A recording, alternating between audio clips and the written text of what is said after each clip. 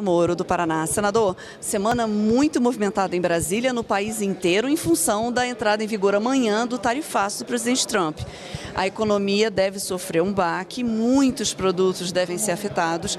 O que o Congresso pode fazer neste momento, de forma mais emergencial, para ajudar a reduzir os danos na nossa economia? Olha, esse tarifaço é injusto, ele não deveria estar acontecendo.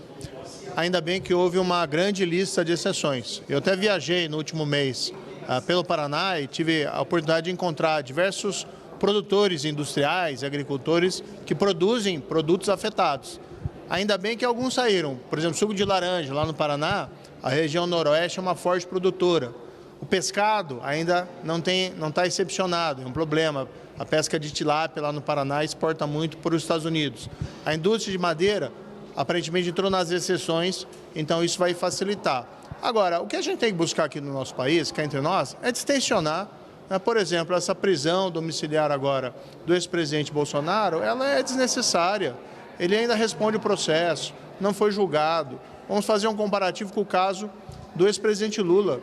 Ele só foi preso depois que foi julgado e ainda em segunda instância. E ele também era alguém que vocalizava toda hora o seu inconformismo ali em relação à atuação da justiça. Isso não é motivo suficiente para a decretação de uma preventiva ou de uma prisão domiciliar. E mais, com proibição de falar, de dar entrevista, de se pronunciar em redes sociais.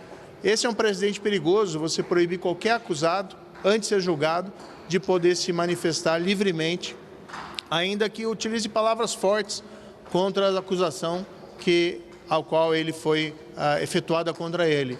Então a gente tem que buscar distensionar o país, principalmente nesse momento de tensão com os Estados Unidos.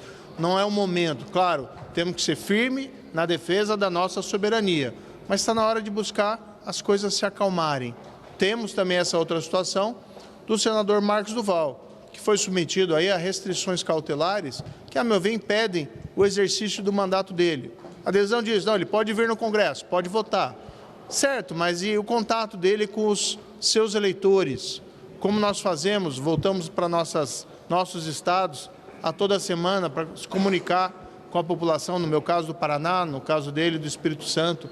Então o mandato dele fica cortado. Essas restrições cautelares têm que ser submetidas à deliberação do plenário do Senado Federal. E se forem colocadas, eu vou me pronunciar muito claramente. Ele ainda não foi sequer denunciado, não sabemos quais crimes que eventualmente ele teria praticado. Então essas restrições me parecem excessivas no atual momento. Isso não significa concordar com as palavras dele, que eu sei que às vezes são muito duras, mas o preço da democracia é também a liberdade de expressão, é também a gente ter divergências razoáveis aqui entre nós. E o que a gente não pode é calar, não o senador Marcos Duval, mas os seus eleitores, porque ele não está aqui por ele está aqui representando os milhões de eleitores lá do Espírito Santo que o escolheram colocar no Senado. Senador, ainda falando sobre essa questão do tarifaço, o senhor disse que esteve no estado do Paraná, no seu estado, falando com produtores, com os exportadores. Existem setores que são muito específicos e às vezes até municípios que vivem em função de exportação de produtos e mercadorias exclusivamente para os Estados Unidos e que vão ser fortemente afetados. É o caso do Paraná e, nesse caso, o senhor já conversou com o governo do Paraná para ver se tem alguma medida de compensação financeira para os produtores do seu estado?